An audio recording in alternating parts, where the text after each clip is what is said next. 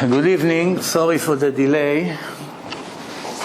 We're continuing the series of the Talmud. Today I believe it's number 12. We finished last week, for those who were not here last week, about a woman that smelled, a pregnant woman that smelled smell of a barbecue meat on Yom Kippur, in the day that you have to fast. And what is the procedure for her to try to prevent her from eating, because if she doesn't eat, it could be a risk for the baby. It's become pikuach nefesh. That's where we finished last week. We also spoke about the man and other subjects, the man that was falling from heaven, and we are still in Masechet Yoma. We're going to finish it in a few minutes, and then we start Masechet Sukkah, I believe. Yeah. Okay, so the Gemara says the students of Rabbi Shimon Bar Yochai, they came to him and that's where we finished last week. They asked him why the man falls once every day. Why not once a year? Once a year, a big pile of man. You have it all year. You're not worried about I will have food, I will not have food, and finish. So the answer was, if a father has 5 kids and one of them he gave enough money for the whole year, and the other ones he gives daily, who is the father going to see every day? The one who needs his food. He gives him for the whole year. It's next time he sees his son will be next year, which means, that's the analogy. What we learn from here? That if God would give us all the parnasah in the beginning of the year and Rosh Hashanah, next time we will remember him will be a day before the next Rosh Hashanah. Right? Oh, now I have to be nice, because tomorrow Hashem is writing to me my check, my annual check. When you need a daily, you count on it, you have relationship with your father, and that's the whole purpose here. Now, the Gemara continue. The Gemara gives us all kinds of advice, secrets about life. It's all divine. Don't look for the logic in it. Not everything has logic. Same thing, a behaving of a woman, not always have logic. A woman that gave birth, you may think it's the happiest day of her life. She should be happy, she has a baby, and the next thing you find out, she has a depression after delivery. Depression, she doesn't want to leave. God forbid some of them kill themselves or kill the baby, all kinds of things you hear. How can it be depression? People will give their life to have a kid. You see, that's hormones, psychology, all kinds of things. Not everything has logic. Don't always look for logic. So the Gemara gives an example. Tanu Rabbanan, Mi she'achazo bolmus. There is some kind of a disease. It's a temporary disease. It's not a disease that a person can catch for years. It's something that can happen for a very short period of time. What is it? A person is anxious to eat non-stop. That's called bolmus. I don't know if there's a word for that in English. Psychological problem. He has to eat. He can die from it until he choke. But he must eat. So obviously it's a psychological problem. What do you do with a person like this? Ma'achilim oto dvash. You make him eat honey. Pure honey. You take honey and you make him eat. You don't have honey, sweets. Things with sugar. That brings down the desire to eat, even though it's psychological, but still it balances the brain. That's it. The person slowly come back to normal. Why? Dvash, honey, and anything that is very sweet is energy for the eyes. Meirim enav shel ha'adam. It makes the vision of a person stronger and better. And obviously it affects other things in his brain. Where do we find it in the Torah? Where? In Samuel, first you have Samuel A, Samuel B, Shmuel Aleph, Shmuel Bet. The first book of Samuel, chapter 14, there's a verse there. Re'una ki oru einai. Here you can see that my eyes lit up, because I tasted from this honey. Direct connection in a divine book by the prophet. Honey, if a person feels dizzy, his eyes is burning, I don't know, maybe allergies, I don't know really what does it mean the eyes are not functioning. We're not talking about somebody that needs glasses. You need glasses. What's the solution? Someone who needs glasses. either to have glasses, or they make cuts inside the eyes, inside the pupil of the eyes. That's what they do in a surgery with laser today. They make cuts. The eye become flat, which is not good. It has to be like a yarmulke, like a kippah. So once it becomes flat, the light of the sun, reflects a little bit before, few millimeters before the pupils of the eyes, and that makes everything blurry. By cutting the eye, it makes the eyes round again. And then it's precise. It comes exactly to the pupil of the eye and everything becomes very bright. How did they find out? Accidentally. Someone had an accident and a glass from the car cut his pupil. And the person that needed fake glasses, he couldn't see anything without glasses. And 3 weeks later, when they took out the bandages from his eyes, he saw in the eye that got cut, he saw perfectly fine. And then they started the research. They used to make the surgery with a diamond knife, special knife, manually. And then computer with a laser, the computer makes the cuts. That's how they fix eyes. In the time of the Gemara, you didn't need laser. You didn't need knives. The Gemara said that Rabbi, to correct his visions, one of the rabbis gave him a tube, special tube with paste, whatever the ingredients of the paste, I don't know, but he told them put it under your head. When you go to sleep, put it in the back of your head, and in the morning when you wake up, you see your eye will become perfect, your vision. He went to sleep with not such perfect vision, got up in the morning, somehow it absorbs inside the brain, the head, and it cured the eyes. The eyes is a whole brilliant system, we know that, but you have to know that this eye starts right here, and this eye starts right here. So if you ever stand by the mirror and you block one eye, you see that the other eye will expand, become bigger. You see that both eyes are crossed together. It's a whole system, which means if you lose the power in one eye, the other eye becomes stronger. It's very interesting. And also, that's the reason why we put the tefillin right here. The Torah says between your eyes. Literally between the eyes is on the nose. But obviously, when Moses came from the mountain, Hashem showed him that this is the place to put the eyes. Today, the science knows that this eye starts here. This is only the shades. The shades that you have a window, you put the shades up and down. This is the eyelashes and closing and opening. That's only the tube. It's like a pipe that it's like we're able to see, but really the system is right here. That's where the eyes are. That's why the tefillin shouldn't be too big. Some people make watermelon tefillin. It's very big, size of a melon. It's on the eyes, not between the eyes. It has to be between the eyes. That's one proof why the tefillin shouldn't be so big. Then the Gemara continues, still in Masechet Yoma, Kol ha-Masechet harabim. Someone who influenced the public to do good deeds, to give charity, to observe Sabbath, to eat kosher, to dress modesty, he brings them to learn Torah, he gives them CDs to listen, and he makes peace between him and his wife, and now the family is better, functioning better. Any kinds of helping others, getting closer to God and to the Torah, it's called Masechet harabim. Mezakeh comes from the word zchut. Zchut in English is merit. The merit, a person needs merit to deserve to get something, right? You need special merit. So making the public, making a mitzvah, that means like sharing your merit with them, giving them something that they didn't have until now, and open up their eyes. What's your reward for doing it? Before I tell you, I just got 2 days ago, Monday, 2 days ago, surprisingly, I got a thick envelope from Israel, from Rishon LeZion, by a young guy. His name is Liran, Israeli guy.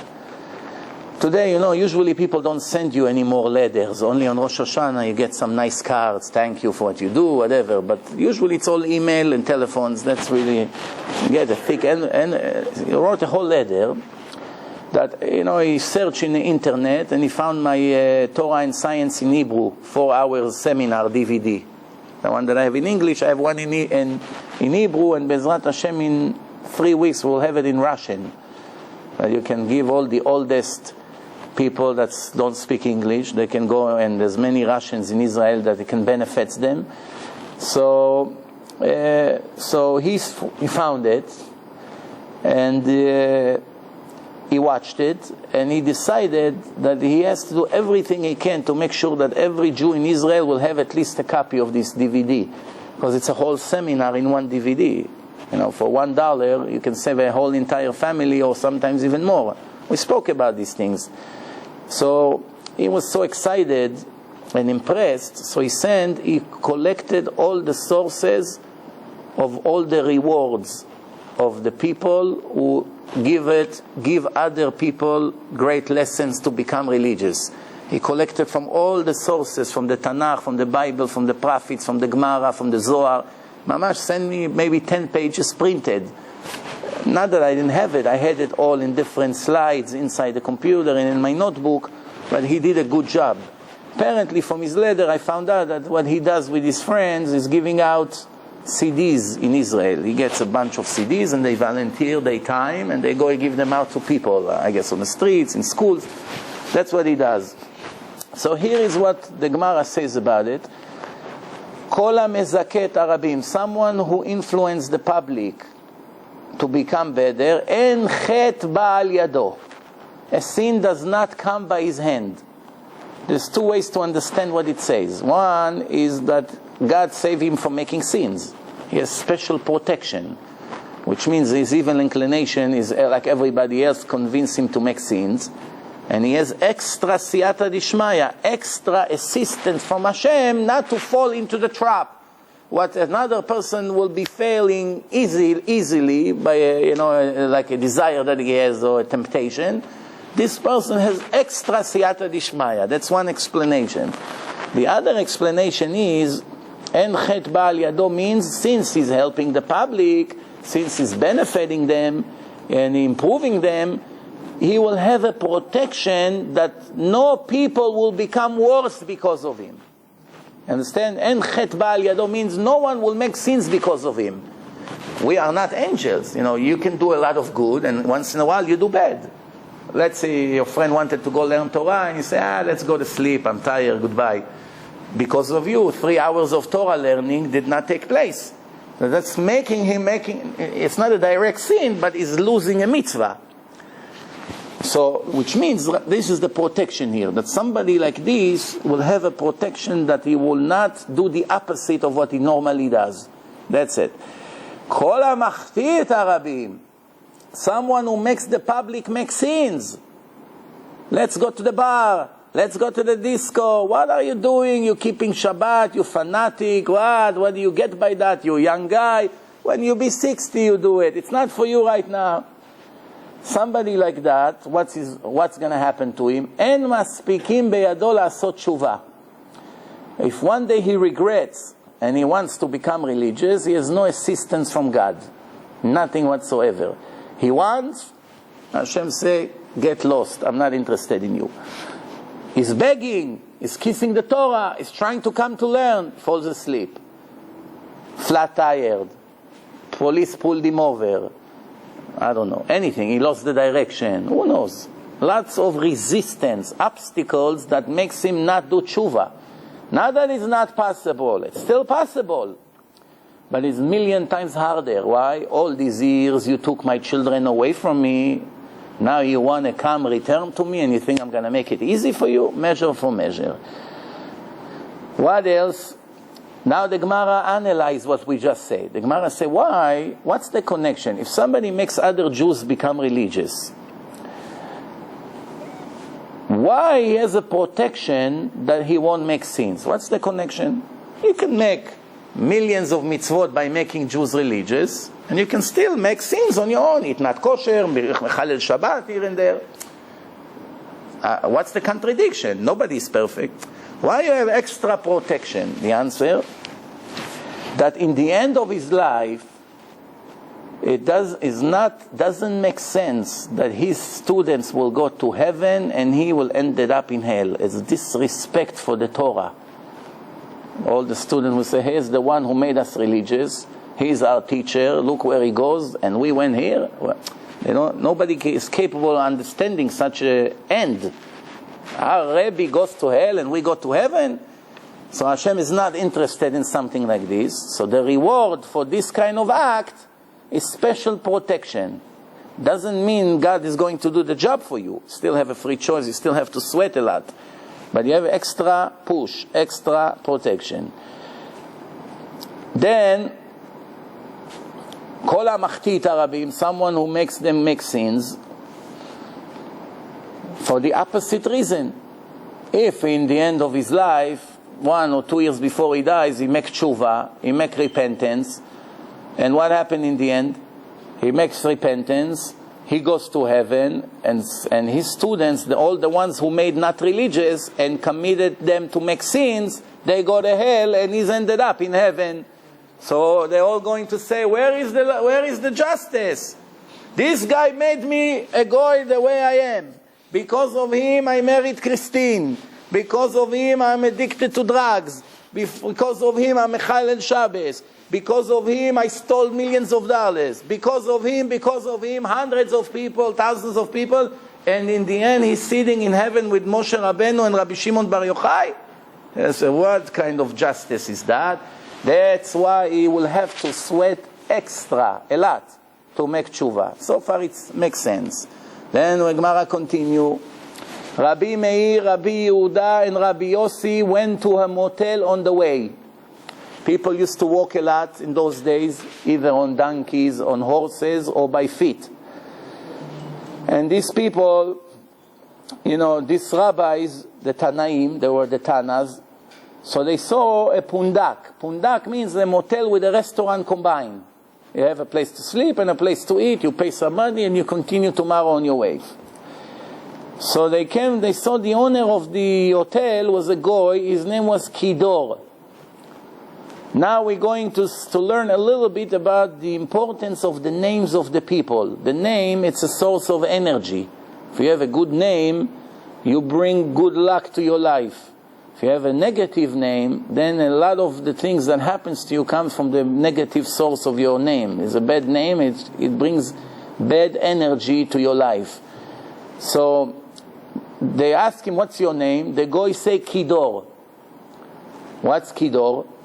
That was his name. But Kidor is also 2 words in a pasuk, in a verse in the Torah. Kidor tahapuchod hema. Kidor, ki it's because, Dor it's a generation. The verse says, because it's a generation of rebellions. Tahapuchod, they rebel against God. Such a negative verse in the Torah, this is a generation of people who rebel against God. So 2 words combined gives his name, the name of this goy. Kidor. Put it together, it becomes Kidor. So they ask him, what's your name? He say Kidor. So Rabbi Yossi and Rabbi Yehuda say Kidor, what do we care? But Rabbi Meir say, I'm not giving him my money, because remember, they need his safe. It wasn't like today, you come to the room, you have electronic safe, you put your code, different words. He has one safe in a place, and he's watching it. So they wanted to put their wallet by him. Rabbi Meir didn't trust him. He said, I don't like his name, I'm not giving him my money. Okay. The next day, in the morning, למחרת כשבאו אצלו כיחש. They come to him and say, okay, here is our number, give us the money. He said, what money? No, you never gave me anything, you're confused. Hey, nothing. Cannot get their money out of him. Rabbi Meir said, didn't I tell you his name is negative? Kidor, this is a person who does the opposite, like the Torah says. His name is bad energy. So what I can do now, Baruch Hashem, they're very smart people. They saw that his mustache, remember in the old days everyone had a beard, there's no Gillette yet. So they had a mustache over there. So they saw that his mustache is dirty from bean soup. Dirty, people that have mustache, usually they always have breadcrumbs or some dirt. When they drink or eat, they get dirty. It's hard to prevent it. So right away they knew, an hour ago he ate bean soup, with his wife. So they went out, they asked the kids, where this owner lives? Say, right there in this house. So they went to his wife, they knock on the door, Hello, Mrs. Kidor, yes. Your husband sent us to get the wallets from you. And he said that the proof that you will be sure that he is the one who sent us, there's no telephone to call to find out. It's far away. So the proof that he really sent us to you is that you made him today bean soup for lunch. And he ate with you bean soup. So how do they know? So she said, okay, hold on right now. She went, she got the 2 bags full of money. She gave it to them, say, okay. And later, the wicked person came back home. So she said, what a great idea you had to tell them about the bean soup. What are you talking about? What? Take a chair, he broke on her head, he killed her. Serious, true story, he killed her. He went so angry at her, he killed her. So the Gemara says, from here you learn about the importance of mayim achronim. We have a custom, when we finish to eat, we do mayim achronim. And some people, they take the mayim achronim, they clean their beer with that. Or some people, according to Kabbalah, these mayim are very impure. It's better to dry the hand, not to touch anything with that, not to walk over it.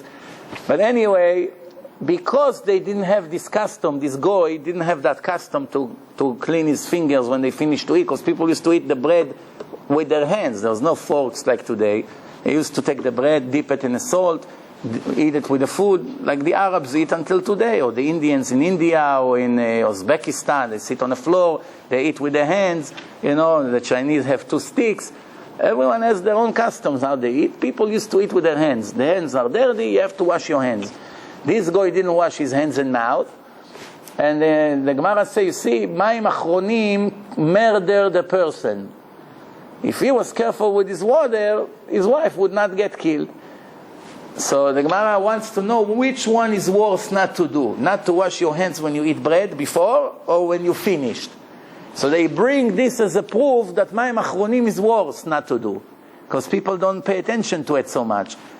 So they say mayim rishonim, the Gemara brings that in the old days they used to have kosher and not kosher department. Right? You have kosher side, kosher kitchen, and non-kosher. So when a person comes to the restaurant to eat in those motels, everyone had hats in those days. Everyone had beards. Everyone was wearing long kilts. Not always it was easy to tell who's a Jew and who's not. How did the owner know who is a Jew and who's not? If he when the breads are always on the table, if he wash his hands, that means he's a Jew. If he doesn't wash his hands with a netilah, that means he's a goy. He sits right away and eats. So one time a Jew came and he didn't wash his hands and he started to eat the bread. So right away they thought he's a goy. They served him pork. And the end of the meal they say take his sidur and start saying Birkat Hamazon. So the owner of the restaurant runs to him. I'm sorry. Wow, I gave you pork to eat. What? Pork? Well, how did you do such a thing? I followed you. I saw you not washing your hand. So the Gemara say, mayim rishonim, first water, fed the Jew pork. Sin. Mayim achronim, murder the person. As an analogy. No. Okay, we continue. The Tanura Banan. We're still in Masechet Yoma. 5 things applies to a dog that have rabies. It's a sickness. If a dog bites a person, the person gets this disease. It's a serious disease. Who invented the medicine for rabies? Louis Pasteur. What was his real name? Chaim. It was a Jew in France. He was learning Torah, and his Rebbe, he saw this Gemara, and that gave him the idea how to invent the medicine. 2 things he invented, and became very famous scientists, and he both learned them from the Gemara. One thing he learned that if you pasteurize the milk in 80 degrees Celsius, it gets rid of all the germs. Doesn't need to be boiled 100%. 80 degrees, it's enough. And that's why the milk that you buy can last for a week or 2. Normally it would last a day maximum, in a weather. So it lasts because when they pasteurize it, same thing the grape juice that we buy. It can be years on the shelf. How come? Grape juice, make grape juice from home. Come tomorrow, see how sour it is. Full of gas. You open the bottle, like seltzer. Why? That's not pasteurized. All the grape juice that we buy is mevushal. They cook it. It's grape soup. That's what it really is. Same thing, orange juice. All the orange juice that you buy, it's all pasteurized. Almost every liquid. So that based is on his discovery. Listen what the Gemara says. 5 things were said about a dog with rabies. His mouth is open. His saliva is dripping. See drops of saliva because his mouth and tongue is out. Drops falling constantly. Oznav sruchot, his ears are down. Usually a healthy dog, his ears are up. Dogs that you see his ears are down, he has it.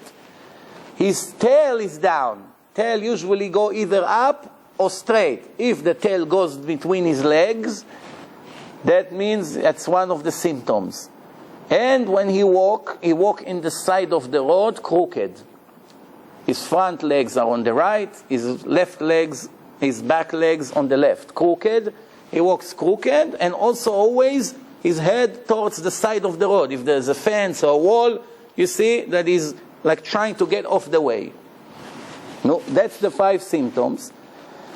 And the Gemara say there is one more symptom. The Gemara adds another symptom, so it's altogether 6. When he bark, it's like someone blocking his mouth. The voice is very low.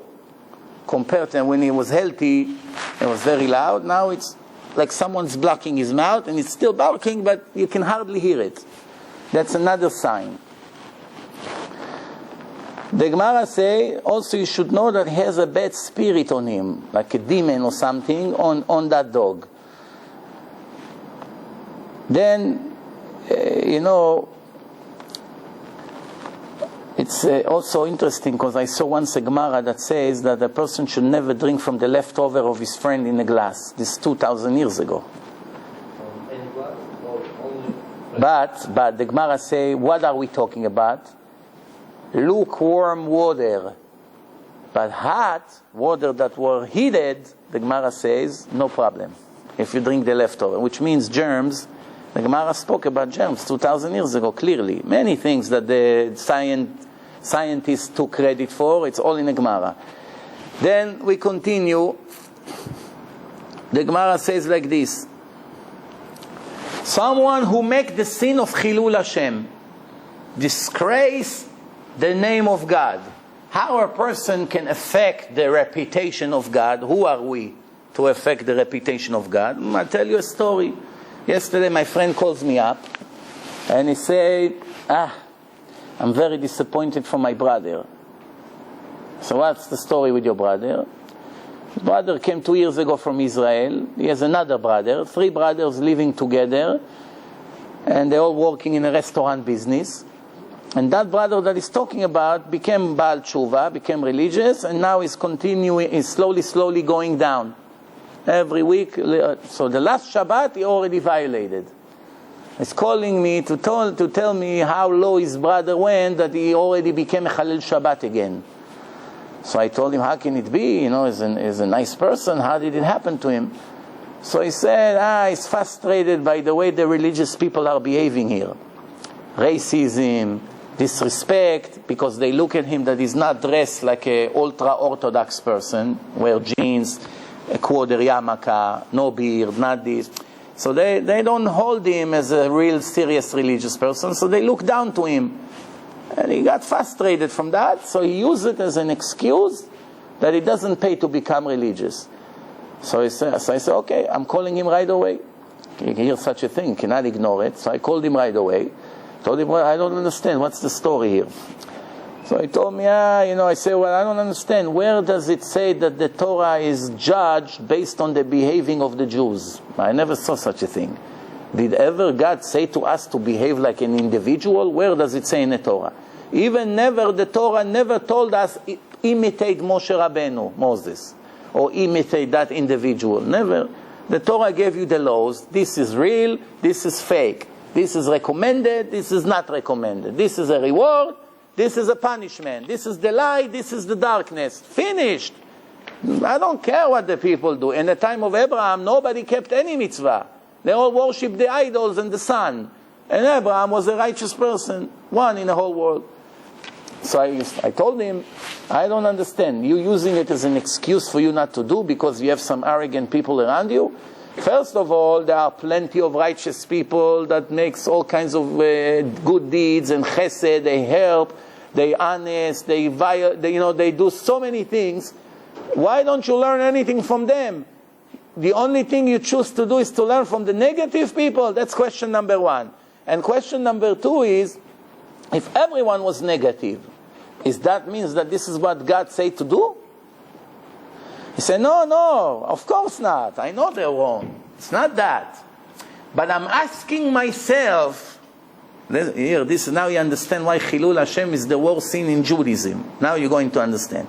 I'm asking myself, if people like this with their beard and their hats, and they pray all day, and they learn Torah most of the day, they behave like this, what's the point of wasting time on learning Torah? You got it? What's going on here?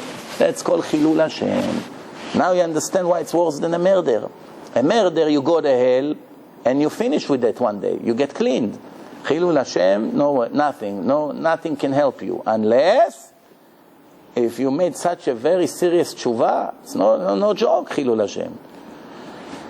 So, I hope that I was able to save him. I hope. I gave him maybe, half an hour strong words of Musar, and in the end I saw that he realized that it's all excuses. Hopefully, I told him one of the problems that you have, if a person doesn't set rules to learn Torah every day, he has no chance to be religious. Remember this. Don't ever think that you are different than all the rest of the Jews. If you do not learn Torah daily, you are 100% like a goy. 100% like a goy. And the goy can be better than you. Why? He may be born a better person than you. He's more honest, he's more polite, he can be more generous. Can be a lot of skills that he has and you don't have. The only way you can be better than him if you are connected to the Torah, because the Torah influences your soul. You're not connected daily to the Torah, you are a goy. You start cheating, you're looking on a woman on the street, you're not honest in your business, you don't have the strength to get up in the morning, every second word by you is a lie. 1 or 2 weeks you learn Torah serious, you cannot put your hands and steal.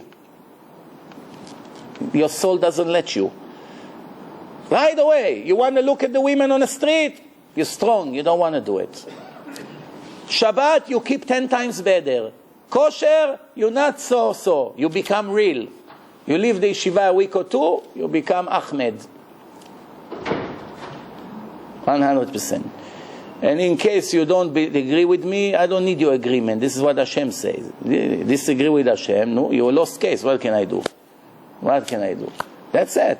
Im ta'azveni yom, if you're going to leave me for 1 day, automatically I'm leaving you for 2. Right? Ve'eketi atchem sheva al chatotechem. Parashat Bechukotai. Translation: everything you do by disconnecting yourself from me, I will do it 7 times worse to you. 7 times worse. 7 times worse. 7. This is what the Torah says. And many other examples. You feel the holiness right away. If you want to test it scientifically, here is the way to do it. You take a stingy person, very stingy person, and usually when you come to ask him for help, he gives you $1, if you're lucky. You make him sit in a lecture of strong musar about tzedakah for 1 hour. Then you come to him, you get $3. In a days he did not learn, he still give you $1. You put him to listen to a tape, you come right when the tape is over, give you $7. That's the power of the Torah. Same thing a cheater. Person that is a cheater, he cheat on his partner, he cheat on his wife, he cheat on his kids, he's lying, deceiving, crooked. You make him listen 2-3 hours strong Torah, for a day or two, it will be perfect. He stops, he goes back to what he is, because that's his nature. It's very difficult to change nature. The Torah, remember, it's like an antibiotic. The infection is always growing. The antibiotic, putting it down. As long as you take it. You don't take it, it begins to grow. You know, I tell you a story that happened. One Chassid in Israel bought a brand new car. A brand new car in Israel, it's like buying a house. So, you know how is the excitement when a person bought a brand new car for the first time in his life? So he bought it on Friday, he'd park it on a street across the street from his building. Between learning, every 5 minutes he looks at the car. You know, he walks to shul, he looks at the car. He's thinking, wow, another 6 hours, Shabbos is over, I'm going to get a ride. I'll look for somebody to give him a ride. He doesn't look to give a ride. He wants to drive the car. He's looking for a reason. And the neighbor needs a ride. Oh, you need to go to Brooklyn? I'll take you. He's excited from the car. No. So the guy, Friday night, he comes on the way back from shul. He looks at the car. Beautiful. Shabbat morning, he gets up in the morning. He comes to the synagogue. The car disappeared. He went crazy. You know, wow, how can it be? One day I didn't drive it 5 miles. The car disappeared. If it's in Manhattan, they tow it. If it's in Israel, it's stolen. The Arabs come with a toll truck, they take the car, an hour later it's in Gaza in pieces. That's it. One time they stole the BMW of Rabbi Ovadia. So the head of the Israeli Shabbat called Arafat Imach Shimo and say, Yasser, I need a personal favor from you. This is the car of the rabbi. Half an hour later, they returned it. Yeah, they returned the car. Anyway, so now the Hasid see the car disappeared. The car disappeared. He said, it's all from Hashem. Hashem Natan, Hashem Lakach, Hashem Vorach. God gave, God took. May God be blessed. Mincha, an hour before Shabbat is over, he goes down again to the shul. Guess what? The car is there. I'm losing my mind. He comes, yeah, that's my car. Here is my stuff there, my book. The car is there. Motzei Shabbat, he runs to the car. He goes, open the car. He see a note, a sticker on the wheel. Stuck and said, I stole your car today, but this tape that you have inside of this rabbi made me so scared. So I had to return the car to you. You owe to this rabbi. What was the tape? You should not steal. 45 minutes of hell, Gehenom is boiling about the punishments of the thief. He's driving and listening. You know, as soon as he started the car, the tape went on. He returned the car. This is the power of the Torah. What else would help? Nothing will help. You know, so Chilul Hashem, remember, even Yom Kippur does not erase it. Suffering does not erase it. Vidui that we do every day still does not erase it. Regretting it, being embarrassed about it, stop doing it for the rest of our life, still does not erase it. The day of the death, if you make tshuva, and Yom Kippur, and vidui, and embarrassment, and confessions, and everything, and you died, erase it. If you don't make tshuva, you're lost case, finished. Mador Shvi'i b'Gehenom, the worst place in Gehenom. So, even tshuva has no power to make it pending. It's a lost case. לא יום כיפור, לא איסורים, אלא כולם תולים ומיתה ממרקת. The death erase it finally. Then the Gemara continue, define to me what's Chilul Hashem. Define. I just gave you many examples of Chilul Hashem. Let's see what the Gemara says. Amarav, this is all holy people that can revive the dead people with the Kabbalah knowledge. Make no mistake who are talking here. It's not the rabbi from across the street. This is holy people. If their name is mentioned in the Talmud, they are the top holiness. He's speaking about himself. Kegon ana. Chilul Hashem, I do. He says, I do. Why? I take meat from the butcher. And I don't pay always immediately. Sometimes I come the next day to pay him. Well, no, so what's the problem? The butcher agreed, trust you, you're a holy man, no? You know, you owe him $100. You come the next day, give him $100. What happened? He didn't sleep at night? It means to the top authority who I am, I'm a chief rabbi of a community, right away it gives him some kind of a negative thought about me. Look at him, he has to come tomorrow to pay. Why, he can't pay now? Can't pay now? No. Even a drop of a second, it's already enough. Rabbi Yochanan say, no, kegon ana, it's like me. That I walk sometimes 4 steps without my tefillin on. They used to walk all day with tefillin, all day. They walk with tefillin. They plow the ground with tefillin. They learn Torah with tefillin. Say, sometimes I take it off and make few steps without it. That's already Chilul Hashem. If I walk 3 minutes on the street and somebody saw me without the tefillin, right away, what does he think? What happened to this rabbi today? That he walks without his tefillin? I told you once there was a religious person from Switzerland. His son has a butcher shop in Brooklyn. And you know, this person was in yeshiva in Switzerland all his life, in Lausanne. And he came for the summer to Brooklyn to be with his son for 2 months.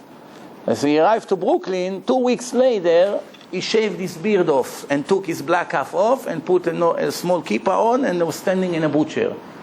One of the members of the community of Switzerland happened to walk into the store.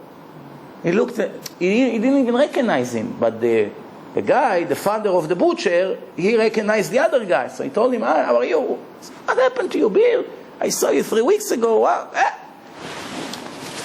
So right away he called up the rabbi in Switzerland. Guess what?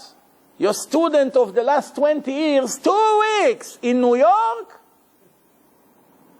became not religious. Say, how can it be? He's solid like a rock, this guy. I just saw him without a beard, without a hat. That's it. And give him another month, he's going to drive on Shabbat already. You know, people like to add oil to the fire. Rabbi right away called him up. Called him to Brooklyn. He picked up the phone. He said, what do I hear about you? Chilul Hashem, you took off your beard. All your life you had beard. He said, Rabbi, I promise you it's the biggest mitzvah I made in my life. By taking off the beard and my hat. Biggest mitzvah? Say, yeah, if you have 2 minutes patience, I'll explain to you.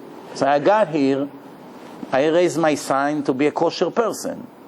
I came to see his butcher business. I'm helping him in a counter. And I see that he's a shaky guy. He's not giving strictly glad kosher. He's cheating here, cheating there. You know, all kinds of tricks. Now all the rabbis and the Rashi Yeshivot of Brooklyn come to buy from him. They don't ask if he renew his certificate of kosher. They look at my beard and my hat, and a guy like this, Ben Torah, you see, I know Torah, I look like a mensch. So right away, they don't ask. They tell me, give me from this, give me from that, and my heart is burning. I am the certificate. That's why I had to take off my beard and my hat and look like half Chiloni, half secular. Like this, they ask now, they're coming to us. Where is the certificate? What's the expiration date? Who is the mashgiach? Half of them don't buy. I see things is shaky. No, so I'm saving all the Jews from eating non-kosher food. The rabbi says, Hashem bless you. Never believe that you convinced me. So, that's Kiddush Hashem. But it's also Chilul Hashem. Because other people who walk by, this guy had a beard yesterday and today is like this. It's a problem. So anyway, that's why I always tell the student who comes to the yeshiva, the new Baalei Tshuva, they get excited. They burn like a torch, like a fire. Especially the young one, 20, 21, 19. Right away, they want long peot, beard. I said to them, no. Leave it. Come back in 5 years. Enough with this show-off. We're not interested in actors. We have plenty in Broadway. Over here, we want to purify your heart, not your cheeks. Leave the cheeks for later. No, I feel good. It makes me strong. What's the risk? Now he's full of fire. 6 months later, he gets cold. In the beginning, Hashem helps a lot. He gives you a real serious push to show you the truth. Later on, you're dying off slowly, slowly. There's no more passion and excitement like in the beginning, and you may cut it off. It's much worse to grow and shave it off than never to do it. Right? That's called Chilul Hashem. If you never grew a beard, it's not Chilul Hashem. People know that's the way you are. You grow a long beard and one day you cut it. Ooh, wow, it's a very big Chilul Hashem. Oh, you see? He went to religion and now he saw that it's not for him and he dropped it. All the wicked people are happy. You see, we're not the only losers. Here, another one. That's Chilul Hashem. Besides, that a person that make himself such a long beard and he doesn't know 2 laws from the Siddur, he hardly read Hebrew, he hardly read Rashi, he doesn't know 1 page in the Gemara. People think he's a rabbi. I see here in the community plenty of rabbis, right? Because their beard sweep the floor when they walk. Free broom. You know, Rabbi, they kiss his hand, give me brachot. You give him Siddur, instead of holding the Siddur like this, he holds it like this. He has a long beard. Why? First, correct yourself from inside. First, make yourself good foundation. Work on your integrity, on your honesty, on your laziness, on your anger, on your stinginess. Build yourself up in a Torah, another page, and another page, and another page, and another law, and another law. Start slowly changing your lifestyle, your clothing, all the nonsense every week. Change a new bracelet and a new watch and tons of gel in his hair. Get rid of all these negative. Then you worry about your peot and your beard and other things. Then you worry about it. Build yourself up in a correct way. When you make a building without solid foundation, you rush, it collapses. It doesn't last. This is it. So the Torah continues. So he says, like me, I walk 4 steps without a tefillin. Then it says like this. The Torah says like this. Abaye says, before Abaye, Rabbi Yanai says, what's Chilul Hashem? A Jew that his friends are embarrassed of him. Embarrassed of him. I know a person became Baal Tshuva, keep mitzvot, but it's not honest. He never corrected his honesty. He has honesty problems. Every job he takes, they dump him. It takes time to realize that he's a crook, and they get rid of him. Every 2-3 months you hear he got rid of him this job, they got rid of him here, they got rid of him there. Everybody finds him. It just takes time. It got to a point that yesterday I called up somebody and I asked him a question about that person. As soon as he heard his name, you saw right away he lost his entire excitement and a conversation. So I told him what happened. He said, don't mention this guy's name to me. I'm disgusted from him. Why? Everywhere he go, he cheat this guy, he steal from this guy, he trick this guy, he trick that. I asked him to do me a favor. He wanted to steal the job from me. So that guy's reputation is finished. Not only in the secular world, in the religious world. You know how many years he's going to have to sweat to clean his reputation? It's going to affect his children, his poor wife. He has a righteous wife, nice woman. It's very difficult to correct. To ruin your name, it can be a week. Everybody knows who you are. Finished. Now go and clean your name. To destroy the twins towers, it took 7 minutes. Flying, explosion, it fell down. To build it, it's already taking 10 years. They didn't even start. To build takes a long time. To ruin, easy. Why God made it like this? Why Hashem didn't make the world that to destroy the building takes just as much as to build it?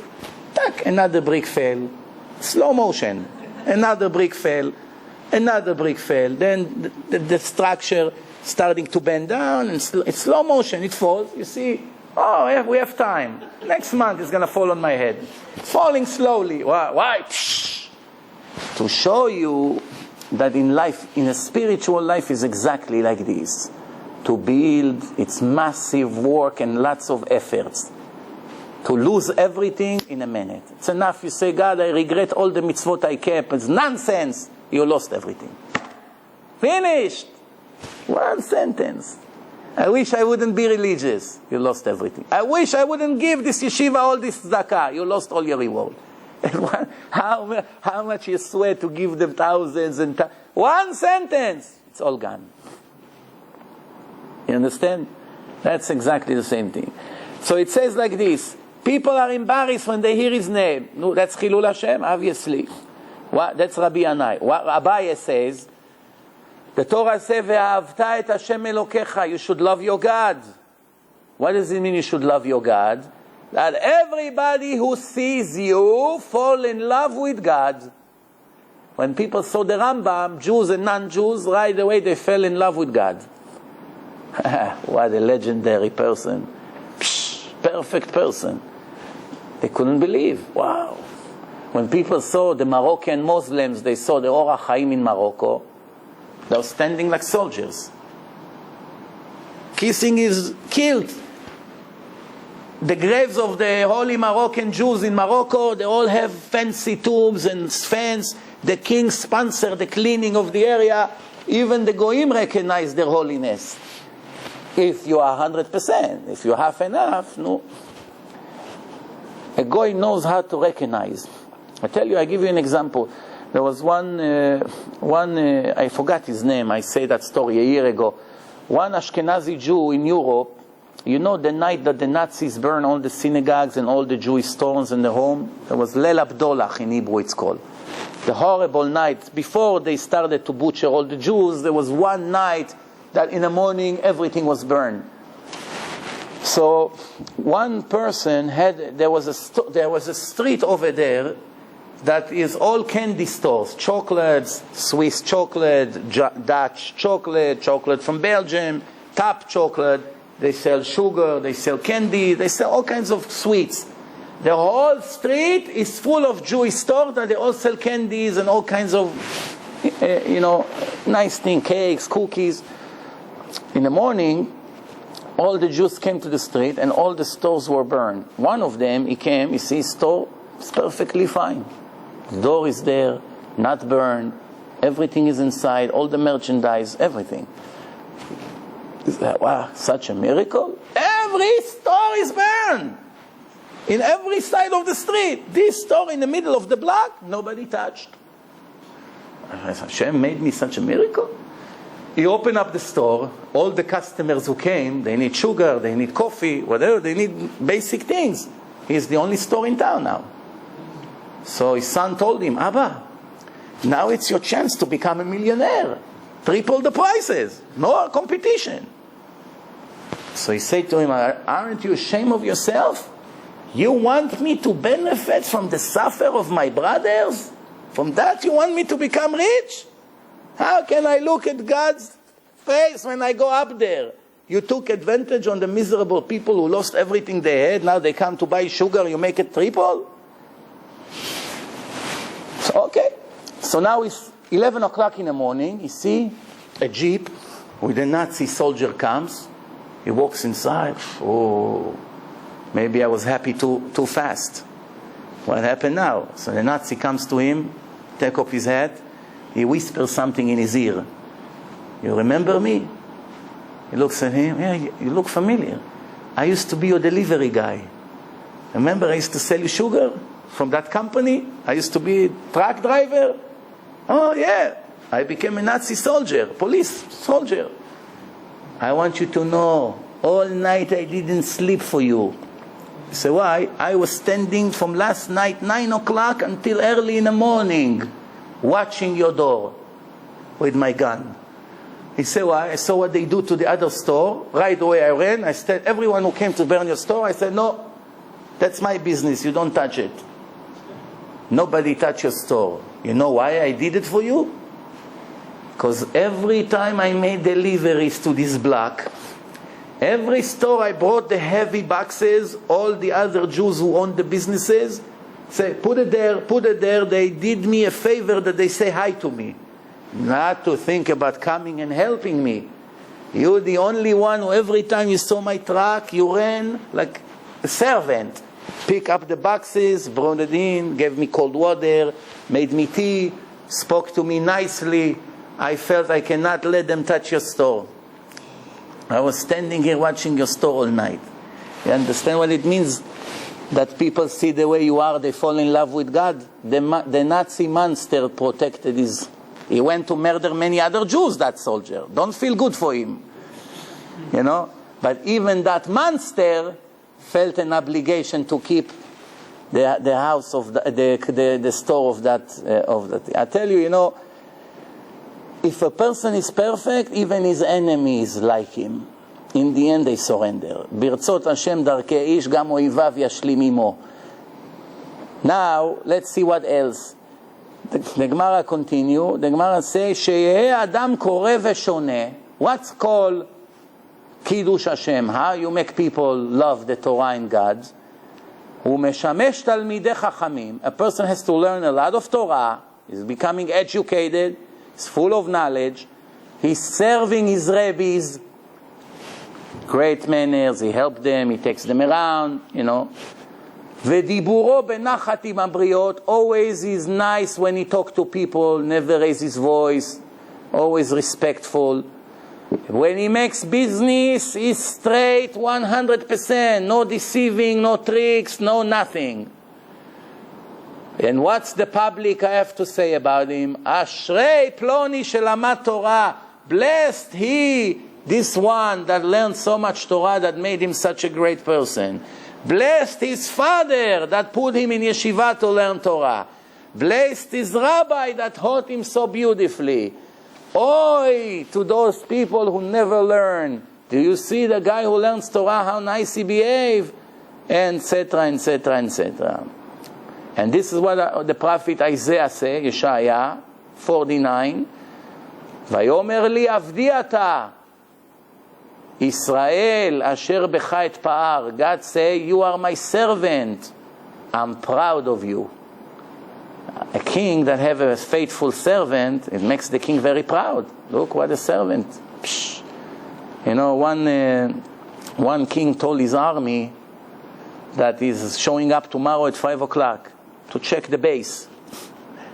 So all the soldiers, not tomorrow, in 3 weeks, he gave them X amount of time, grace period. They clean the base, they change the windows, they paint, they make the military base like heaven.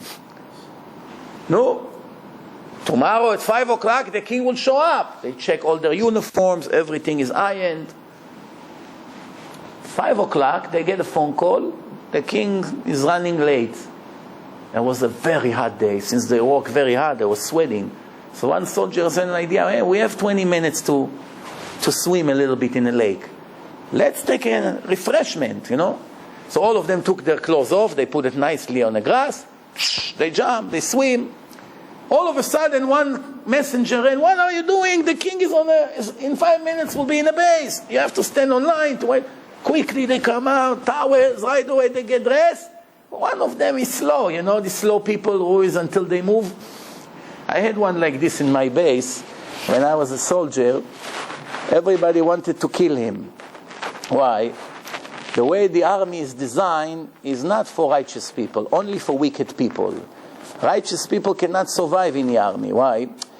They make the army a non-pleasant place, which means if you have 40 soldiers in your group, if one of them is a failure, which means he's not strong physically, he's not as fast, he cannot do all the athletic things that they want you to do, they make everybody suffer because of him. So automatically everyone hates him. They tell you have to run to the mountain in 20 seconds. You go all the way up to the tree there, everyone have to bring me a leaf from the tree. 20 seconds, move! Everyone runs, 100 degrees, very humid. Everyone runs like crazy, they put heavy things on your back, you bring them a leaf, up, one guy, poor guy, he made it in 22 seconds. Now everyone has to do it again because of Itzik. And again, and sometimes at 2 o'clock at night, 3 o'clock, they torture you. In the end, poor guy, you want to kill him. We had one guy like this. And everybody was torturing him. Forget it. The poor guy, nobody could even look at him. They hated him so much. So one time they decided that they're going to glue his feet with crazy glue. The real Israeli thick crazy glue. You know, the wood glue that it looks like a gum. So they take, in the middle of the night, there was all a setup. They pick up his blanket. One guy has to bring the glue. They put it in, and they pull it like this, and they cannot open his legs anymore. Like this, he stay for 3 weeks. Guess what? When they pick up the blanket, they found out he has 6 toes in each leg. From one, 2 coming out, 2 heads, 2 nails. So one guy said, "Oh, now we understand why you walk like a robot. This guy is disabled. He's not supposed to be a soldier b'chlal." But his embarrassment, not to complain when they joined him into the army, he was hiding that. He get through this whole physical suffering, not to get 1 minute of embarrassment. This is what the Torah said, that the punishment in the next life is the embarrassment, not the physical fire. The embarrassment.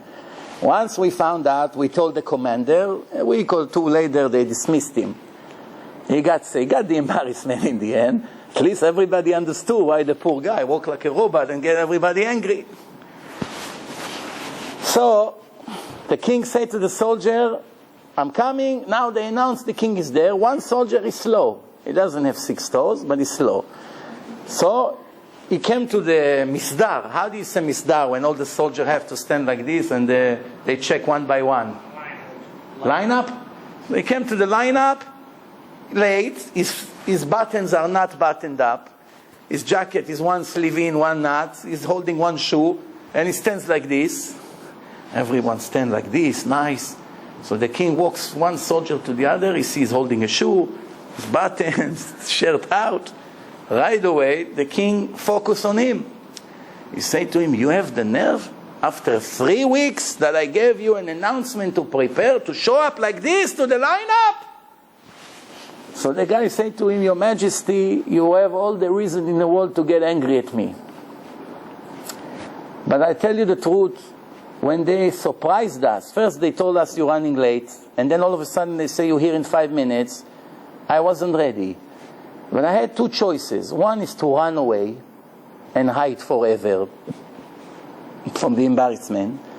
And second, since I'm a faithful soldier that's ready to serve his boss always, no matter what the circumstances, to show up like this, to get the yelling, to get the punishment, to get the embarrassment, as long as I'm always ready to serve you. No matter in what condition I am, I'm ready for your order." No, the king took him, kissed him on the head. Everyone got jealous. Why didn't I come like this? They promoted him. The king said, "That's the soldiers I'm looking for." He didn't care to get on his head. As long as he show up to the king, I'm ready for your order. This is what Hashem says to us. I know you're not perfect. Chatati, aviti, pashati. I know who you are. But are you ready? You want to change? You want to correct? Okay, come, your hands are not so clean. No, I know what you do, I know. But you're ready to give your life. That's what we say in Shema Yisrael every day. I want to tell you something that happened to me yesterday. This story worth for you, not $1 billion. It was worth it for you to come to this world to see this story of Ashgacha. Ashgacha means supervision of Hashem. I come up in the afternoon, I get home, I see my wife standing in the kitchen with the phone and a credit card in her hand. We usually never order things with a credit card on the phone, so it looks to me strange. I ask her, "What are you doing?" So she said, "We ran out of checks. I have to order new checks." So I said, "Where are you ordering it from?" She said, "From the same place we ordered 3 years ago." So I say, "How much the checks are? How many checks?" She said, 375 checks. I said, "That's it? It's not enough. Every month you send 20, 30 checks, it will run quickly." She said, "That's what they're offering." "How much?" $83. I said, $83? It's 20 cents a check almost. What is this, gold? $5 for $1, blank checks, pieces of paper. Where are we living here? Didn't make sense to me. I say, hang up. Let me research quickly. I come to the Google. I put printing checks. I'm going to do a search. You don't have to believe me. You can do it tonight. Thousands of numbers and telephone numbers of companies, of individuals who offer to print checks for you. Oh, so many telephone numbers. And all of them, lowest price. You know how it is. So I'm thinking to myself, what am I going? I'm going to waste my day to try to save $30, $40. So I say to myself, you know what? With Emunah in Hashem, let me pick up a number. I see 1877. It's an 800 number, toll free. So let me see this company. I clicked on that company. Beautiful website open up. It's showing you all kinds of checks. 600 check, $37.95. Okay, $38 is a quarter of a price from the other company. A quarter. I say, okay. Now, I don't have patience to start typing all the numbers, these. So I like to handle it with talking. I pick up the phone, I dial this toll-free number. For sales, press 1, I press 1. Listen good to this story, you never heard such a story. A person pick up the phone, an American guy, he picks up the phone. Hello, yes. I see that you're advertising these checks. He say, okay, yes. I said, okay, is that include shipping or you have separate charge for shipping? He said, no, shipping is separately, but we don't charge for rush delivery. If you give me the order now, the box would leave out today. And no extra charge. So I said, okay, so how much is the shipping? I said, probably that's the catch. Now it's going to tell me $20 shipping. It's the same thing. So he told me, depend where you are. I told him, Muncie, New York. So he said to me, where in Muncie? Where in Muncie? I told him, Highview, corner of Nelson. He said, oh, so no delivery charge. Just come tonight to the shiur of Rav Schlesinger and I'll bring you the box. It's next door to me. I have a beautiful fancy shul, the main shul of Muncie, right next door to me. So come to the shiur at 8:30 tonight and I'll bring you the box. So I say to him, oh, really? What's your name? Yedidia. You'll never learn how to say his last name. It's the hardest name you ever heard. He's an Ashkenazi guy. Yedidia, it's his Hebrew name. So I say, so you live in Muncie? He say, yes. I say, where do you live in Muncie? He say, Bates Drive. I say, oh, I used to live in Bates Drive. I used to rent a house there before I moved to where I am now. Where in Bates Drive? Where I used to live. Thousands of numbers. I said, let's pick this one up. Press 1. I got to him. Where do you want it? Here. Okay, I'll bring it to you to the shul. Where do you live? Where I used to live. No? Something like this can happen by itself? No, what do you have to say? You ever heard such a story? The interesting thing is, just when my hands were shaking and my heart was coming out from the excitement of this miracle that I see in front of my eyes, that guy is like cold as ice. Like he didn't see any miracle. So, like this. So, just come tonight to the shiur of Rav Schlesinger and I'll bring you the box. No shipping charge. Like nothing happened. Then I realized he doesn't understand how I found him. He probably think maybe I got his number from a friend and he told me about him. But I found him in the most bizarre way that you can find a person. Accidentally, from thousands of numbers, he picked up on a guy that lives where I used to live. That's it. So you see Ashgacha. Why Hashem showing us things like this sometimes? What did I benefit? I saved $20. That's not the miracle here. The miracle is that Hashem showed. This is what I once told you before, that when the brothers sold Joseph to Egypt, to the Arabs, so the Torah said that usually Arabs always carry oil. They do it today. They did it 3,500 years ago. The Arab have oil. That's the black gold. So Arabs, when they walk with their camels, they have barrels of oil. That's what they carry. So the Torah specifically highlight that this time they were not carrying oil, gasoline, oil. They carry perfume. So it's beautiful smell. Why? Hashem didn't want Yosef to suffer more. So he made this time the Arabs come with perfume. It was the supervision of God. So I want to ask you, who cares now? Your life is ended. You are 17 years old. Your brother throw you to a pit with snakes and scorpions. You're there. Arabs come pick you up. They buy you for 20 pennies, the size of a pair of shoes. That's what it was. They take you to the filthiest country in the world, right to the heart of San Francisco over there. And they take you over there to Egypt. You're going to become a slave of somebody without your family, no telephone. You will never find them again. That's it. You understand. You'll never see your father. You'll never see your mother. You'll never see your brother. You'll be in a foreign country by yourself, a slave, and you're finished.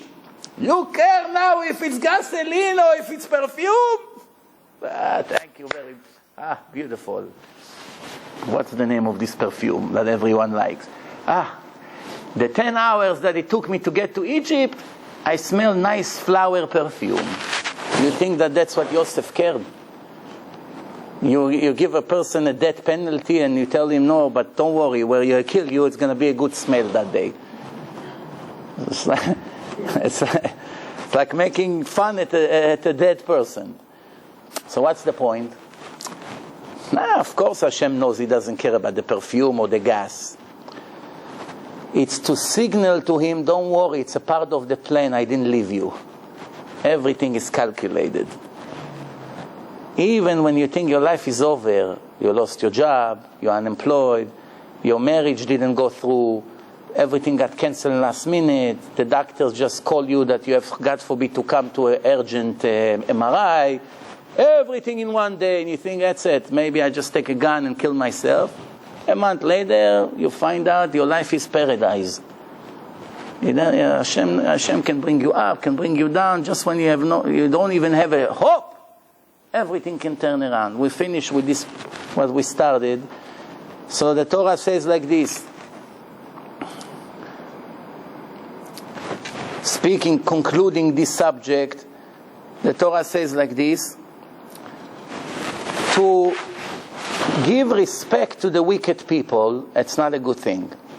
If you see a rich, wicked person, come, Mr. X, sit here, sit on the stage, give him the best chair, you give him aliyah, when he speaks, shh, all the time, or when he speaks in shul in the middle of the davening, so the gabbai is afraid of him, Mr., please. But when he comes to the poor guy, shh, I'll throw you out of here. When he comes to this guy, sir, that's what the Torah, Hashem doesn't like this. It's called chanfanut. How you say chanfanut in English? Huh? No, kissing up, I think. Kissing up. Kissing up to the wicked people. No. The Torah says, Lo tov laim lareshaim. It's not good, not only for you. For him it's not good that people respect him because he's wicked. Because for the respect that he's getting, he has a separate punishment. Because respect for the wicked people, it's the most delicious food. Can't live without it. Rav Ben Zion Abba Shaul wrote in his book a great proof. Great. He said, look at these people that sit in a mizrach in a shul. In most fancy shul, they have the front by the rabbis where everyone facing, they put the important people to sit in a mizrach, like in a VIP. So sometimes a stranger accidentally came to that shul, is here in a neighborhood on Shabbat, he's looking for a place to sit. He found only a place in a mizrach is open, he sits there, hoping the guy won't show up. But then the rich people usually come to the Birkat Kohanim, they show up. So he comes in with his talit like this, his eyes are coming out, you see a guy sitting in my chair with a $50 suit, contaminate my chair, so get up, you chatzuf, why you don't ask? Go sit over there, go, don't come here anymore. Now everyone in the shul laughs at him. Look at this guy. This is mental. He cares about the chair. Sit over there. He cared.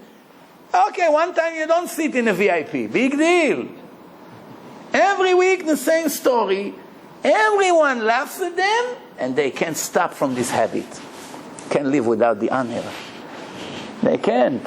You kill me. I can't. My life without. One guy said, the Torah says that if you run away from the honor will follow you one way or the other. Don't worry. So one guy came to the rabbi, it's not true. You know how many years I ran away from respect and from honor? I don't see the honor is following me. Look at me. I'm not, no honor, no respect, no nothing. The rabbi say, yeah, you know how you run away from the respect? You walk like this. Where are you? Where are you? You run away from the respect. You cannot make 2 steps without turning around to see if it comes. So, the Torah says like this, לא טוב לו אחאב שנשא הקדוש ברוך הוא לא פנים בעולם הזה. Achav was a wicked king. Wicked king. But Hashem respected him. Why? Because in his time people were united. They were winning the war. Plus, one very important incident happened in the life of Achav. 2 more minutes and we finished. That Hashem said to the prophet, Araita ki nichna Achav lefanai. Didn't you see that Achav surrendered to me? God said to the prophet.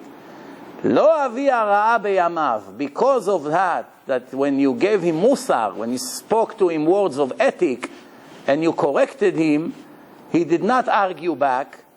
He surrendered that moment. For that, the tragedies will not come to his generation.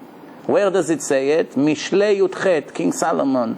Remember, Mishlei 18.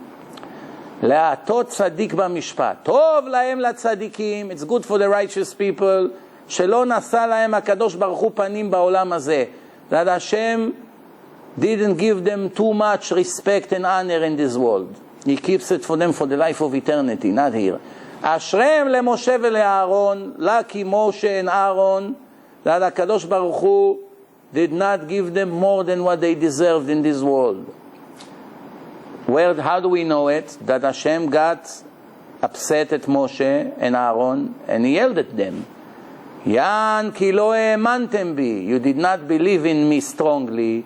I told you to speak to the rock. You hit the rock, and a few other minor incidents. For that, they did not enter the Holy Land. Hashem didn't give up. Strictly, judged them strictly, with anger. Why? The most righteous people in a history, this is how you behave? Why not a little bit kiss up to them? Give them some, extra credit? What's the problem? No. The time for that will come. The Gemara says, if you had strong faith in me, you wouldn't die. You would continue to stay around. Ashrem latzadikim. How lucky are the righteous people. Not only that they have a huge merit for themselves, they benefit their children and grandchildren until the end of all time. Until the end of all time. You understand what we're talking here about? Not how bad is for the wicked people. Not only that they made themselves guilty and lose everything, they make their children and grandchildren suffer until the end of time. What do you think? Many of us suffer because of the sins of our grandparents, right? Yeah, that's very clear. הרבה בנים היו לו לכנען. כנען is a goy. From Zerah Shel Ham, the son of Ham, grandson of Noah. Many of his children deserve to be holy Jews and convert like the slave Tabi. Tabi was the servant of Rabban Gamliel, the president of Israel. He had a slave from Canaan, a goy slave. One time they had 9 people and they needed a 10th person for Minyan. They wanted to take a Sefer Torah and do Kedusha. He released his slave and made him convert and made him the 10th person to the Minyan, and Tabi knew Torah like the Tanaim. That's how smart he was, because he was attached to Rabban Gamliel all his life. All day he hears Torah, this goy. He knows Torah like the Tanaim. אלא שחובת אביהם גרמה להם. Only Tavi had the merit from all the millions of Knaanim to get to this level. Why all the other smart goyim from that nation didn't get what this slave got? Because of the wickedness of their father. This is it. You know how much a person can pay and suffer for what his parents did. It's affecting him until the end of time. Someone will say, Rabbi, I know the truth. Don't have to teach me. But now I'm young. I have a plan. I have to finish college. Then I want to work 15 years as a doctor to become a millionaire. Then I want to move to Beverly Hills. Then when I retire and play golf, I promise you every day I come to your Daf Yomi Shiur for 1 hour, I put tefillin, everything will be fine. He's already sure he's going to make it to 65, going to be a millionaire. He has plans. Rabbi, what do you think? I don't know the truth? Just patience. Poco. Slowly. Rabbi, why are you so anxious? You're too strict. No, I don't like pressure. Please. So, okay, you don't like pressure. So let's see what the Torah has to say about you. I'm going to make my sins today. But isn't the Torah say that when you make tshuva, you become righteous, you make repentance, everything will be erased? Leave it to me. I'll take care of it one day. The Torah say, "En maspikim biado la'asot tshuva." No, my friend. When you die to make repentance, to make tshuva, who's gonna stop you, Hashem? Not interested in you. Not interested. I told you, I can make a whole book just about people I spoke to, and when they made up their mind that now it's the time to do it, they died. I told you once the story about this guy Arnon with the seminar. No? After 3 times he promised he comes to the weekend seminar in hotel. Every time he stood me up. I wait there until a minute before Shabbat, eating my heart. This guy is lying again and again. 3rd time, he said, I give you my word. He has earring here, tattoos, hair, pink, red, all kinds of colors. Look like a zombie. And he says, I promise you, you see, tomorrow, I'm going to be there. Don't worry, I give you my word. I say to myself, no, can I rely on his word? He gave me his word. I have 2 words of him hanging on my wall from the other 2 seminars. Anyway, I want to believe him. A minute before Shabbat, where is Arnon? He's not coming. Call up his cell phone, nothing. It's maybe 7 years ago in a seminar. Motzei Shabbat, Saturday night, tragedy in a seminar. Arnon was found sitting on a couch, dead, 19 or 20 years old. Dead. With a bag full of clothes ready to come to the seminar. Died, 19, 20 years old. Hashem said, I waited for you, another chance. Now you want 20 years old. Too late. You don't know how many chances you're going to get. Another guy, Eli Mizrachi, 45 years old, working in Mount Sinai car service in Borough Park. Not religious. Have a black Goya girlfriend, non-Jewish, black woman, lives with him in the house together, boyfriend and girlfriend. We have a guy in Monsey, his name is Sharon Khali. He used to run the office of Shofar of Rabbi Amnon Yitzchak when they were doing activities here in New York. He was the manager there. So he's calling people to become religious all day. That's his job. This is his project, Eli Mizrachi. Eli, come to Monsey for Shabbat. Yeah. Every week the same story. Then he comes to me Thursday evening in Yeshiva. I make myself tea in a tea room. He comes to me, he comes to the little room. Guess what? He wants to come tomorrow. You ready to accept him for Shabbat? The truth, I wasn't so ready, but to miss such an opportunity, I say, okay, tell him to come. I call him up Friday. You sure he's coming? What's his number? He's coming? Yeah, he's coming. I spoke to him, I confirmed he's soon leaving Borough Park. He's coming. Shabbat started, the rest of the guests come. He didn't come, so maybe he lost the address. It's too late, I cannot call him now. I go to shul, come back, no, he didn't show up. Sunday, we found out that he was at the door with his bag. When this girl saw that he's leaving her and goes to a place of religious people in Monsey, she took a knife and stuck it in his heart and murdered him. It was all over the news a few years ago. With this bag. Now you know if he would come to me for Shabbat, that's it. Next Sunday I will get him out of there. She probably saw where it's going to.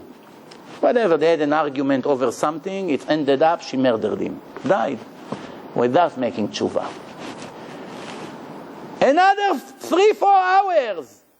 If he would die Sunday, if she would stab him Sunday, it's a whole different story. After he came, kept Shabbat, we speak, you know, when I speak, I speak. It's like I butcher him. I get him up. I wake him up from his illusions. So by Sunday, after what he went through on Shabbat, she'd stab him, he comes tzaddik. Oh, Hashem, I made tshuva, look, I kept Shabbat. I regret what I did. I'm embarrassed. At least it's a partial tshuva. Hashem said, no, it's too late. So here, this is Gemara, this is a very sensitive issue here. I will make sins and later I'll make tshuva. I'll make sins, later I'll make tshuva. Hashem said, don't be so sure. And this is what the Rambam said, the worst punishment for a Jew is that סוגרים בפניו את דלתות התשובה. That Hashem lock the gates of repentance in his face. I waited too long for you, I'm sorry. Which means no assistant, do it on your own. And to do it alone, it's impossible, almost impossible. סוגרים בפניו, no siyata dishmaya, no help. Hashem said, I waited for you too long. Now it's too late. Too late. סוגרים בפניו. But I want. 15 chances you had. This seminar, this CD, this. One of the reasons that the converts, after they become Jewish, they suffer all their life, almost all of them with no exception. The Gemara says, "Kashim gerim kesapachat leIsrael." The converts, it's like a cancer in the skin of the nation of Israel. Why?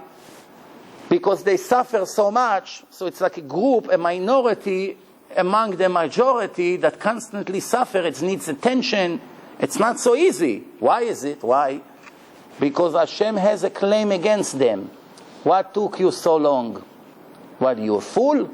You didn't see the truth? What's going on in this world? You didn't search for me? You didn't know the original book is the Torah that I gave to the Jews in Mount Sinai in front of millions of witnesses, and all the rest is nonsense? Stories of balonies. He came, he walked on water, he rose from his grave. Baloney. My grandfather he fly from Iran to Iraq, and he landed on the moon. Yeah, come and believe me. Solid proof, millions of people hear the voice of God speaking to Moshe. You didn't run to check? So now, in order for me to make you pure, righteous person, I have to pay you for the delay. One other explanation the Gemara gives, because these converts, when they become religious, when they become Jews, most of them, if they're serious, they become very high-level Jews. They keep everything. They didn't give up all their fancy schmancy life to come to be a fake Jew, you know. If I do it for the truth, no? So I have to, and they sacrifice a lot. That makes the religious Jew look pale compared to them. Hashem comes to the Jews and say, look at this convert. He came from Poland, he came from here, he came from Honolulu. You know, look, from Zimbabwe he came. He became 1,000,000 times better than you. What reason? You grew up in Israel. You know Hebrew. Your parents were here. Your grandfather was a rabbi. You went to yeshiva. You learned in school. You did this. And he came from Zimbabwe, from the mountain of darkness, and became 10 times more religious than you? Oh, you have a big problem. What are you going to answer?